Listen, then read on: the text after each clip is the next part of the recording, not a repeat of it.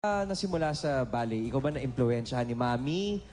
Mother ko po talaga nag-encourage po sa akin mag-dance. How old were you when you started? 7. 7 years old, wow. Pero kahit in-encourage ka ni Mami, nagustuhan mo na rin Jamaica. Opo. So, baka gusto mong pasalamatan si Mami dahil hinikayat ka niyang pumasok sa ballet. Hi, Mommy. Thank you so much for making me a better person lalo na po sa pag-dance ng ballet. Thank you. All right, Jamaica.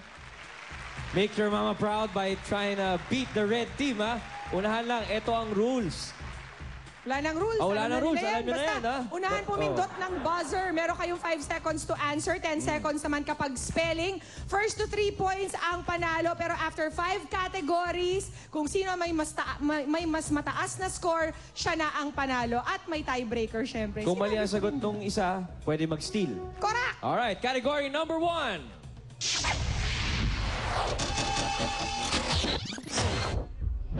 English or Tagalog?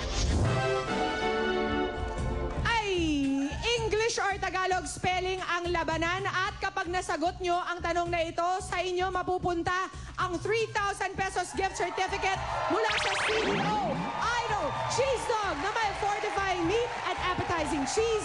Kapag hindi naman, studio audience ang magkaka-cheese dog! There you have it. Sarap naman yan habang nanonood ng Eat Bulaga. Hindi na niluto. Pakinggan nyo na ang tanong sa category number 1 from Joey. Professor! Hey Ryan, are you talking to me? Yes, we're talking to you. Alam nyo, hindi natin iniisip to, tayong lahat dito. Kayo ba natatandaan nyo ba kung ano unang inispell nyo nung lumalaki kayo? Ikaw, katulad mo, anong word ang una mong inispell? Karaniwan, mga dog, cat. Alam mo ba? Opo. Ano? Dog. Totoo? Dog? Bakit? Mayroon kayong dog nung baby ka pa? Marami po. Okay, kasi bibigyan ko lang kayo ng ilang sekreto. Inalam ko sa mga kasamahan ko sa Eat Bulaga kung ano mga unang words nilang natutunan na i-spell. Si Pia, Mama. Mama, yung karaniwan eh. At si Alan Kay, Papa. Alam niyo ba yun? Ha? Papa. Ang unang natutunan i-spell ni Alan ay Papa. Para Papa. Okay. So, ganun o. Isipin nyo, magandang pag-usapan yan eh. Pero ito ang tanong namin ngayon doon sa mga pula at puti. Okay? No coaching. Okay? Ako ang una ko natutunan, Czechoslovakia eh.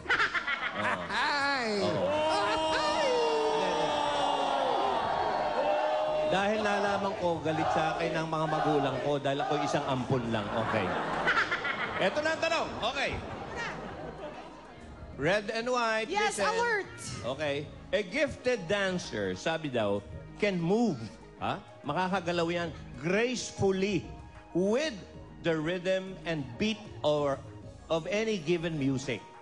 Now, sabi nga ni Jimmy, spell to me the word rhythm. Nauna ang pula, Irvin! R-H-Y-T-H-M. May rhythm nga ba siya, Joey? Siya nga pala, si Wally, ang unang natutunang spell niyan ay ATM. ATM. Oh. Okay. R-H-Y-T-H-M is C-O-R-E-C-T. Ang galing ko, no? Correct. Kulang. Ako wrong spelling. Correct!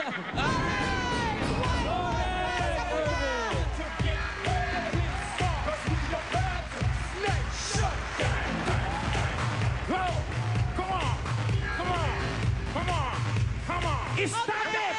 Break it up! Party's over! 1 point down. Ang sarap ng sayaw ni Jimmy. Jimmy, pwede mo bang baka pa niyan? Baka hanggang 1 point na lang kayo. Sino susunod? Anytime. Eto, nakita niyo si Ervin. Eto, mas matindi itong susunod ko. Si Paula Bautista. Designer ng sports at hip-hop dancers. Okay?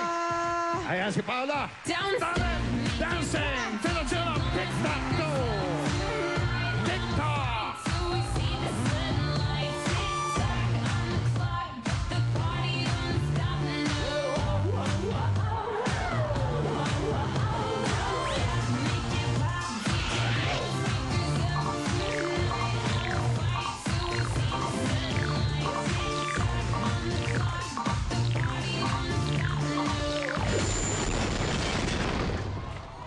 naman, Paula. Here. Ang idol naman ng mga moves ni Paula.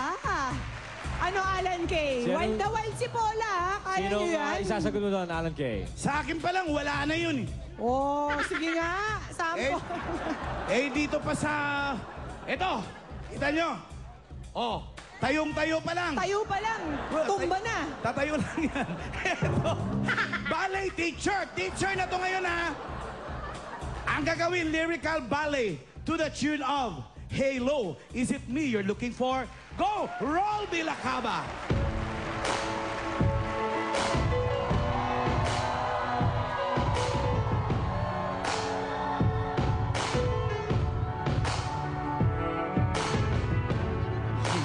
Remember those walls I built? Well, baby, they're tumbling down. And they didn't even put up a fight. They didn't even make a sound. I found a way to let you in, but I never really had a doubt. Standing in the light of your halo, I got my angel now. It's like I've been awakened. Every rule I had you breaking. It's the risk that I'm taking. I ain't never gonna shut you out. Rolby Lacava. Oh, Thank you, Rolby. Si Paula, 6 years ng dancer at designer ng sports at hip-hop wear. Ba? So, bukod sa mga dancing gigs ninyo, Paula, napapagkakitaan mo rin yung iyong pagde-design ng costumes for your crew? Yep. Tama? Yes po. Anong mga hinaing na mga hip-hop dancer? Meron ba kayong mga hinaing? May angst ba? Well, Or frustrations, ganon? lahat naman ng tao may angst and frustration. Pero kaming hip-hop dancers, we let it out through yung mga extreme movements namin tulad ng yung sa genre ng crump, di ba? Pag nakita niyo, sagan, boom. Anong yung tawag gusto nyo? Crump? Crump, yes. Ah. Kaya pala full of emotion talaga yung mga sayaw ninyo. Marami rin kayong angst. Yes. Katulad ng, malaki ba ang bayad dito sa pagsasayaw, Paula? Well, Yun na yun. Kaya nga ako may day job, di ba? So, Kaya ka nagdi-design ng outfits. yes. Para matustusan ang pagsasayaw. Alright, thank you very much, Paula. Okay, Rolby, kanina may tinatanong ko kay Pia, pakilinaw lang. Kasi ang tawag sa babae nagbabalay, ballerina. Sa lalaki, ano? Dansure. Oh, Hindi sabi ballerino. Ano? Malay ko. Sabi ko, dansur nga eh. Okay, dansure. Okay. Ano sabi mo? Bala ko ballerino. Balerino. Hindi, nililinaw ko lang naman. Kala ko Rino, liver spread yun. Hindi. Rolby kayo, paano nyo ginagawang mas ma-appreciate, paano nyo mas napapa-appreciate yung mga karamihan dun sa ballet? Actually, yung ballet ngayon, nag-evolve na. Before, it was just classical. Tapos ngayon, may contemporary na. So, para mas abot ng masa yung style niya ngayon. So, ang ginagawa ninyo, yung dance niyo ginagawa nyo sa contemporary music para mas ma-reach. Even the steps. Ay, even yung steps. May pagbabago may na. pagbabago na po. Ah. Hinahalo nyo sa ibang klaseng dancing? Yung classical ballet Oo. po? Hindi po. Yung mga steps lang po. Basta may mga bago lang. Aba. Alright. Rolby, eto na ang mga katanungan kailangan nyo sagutin. Category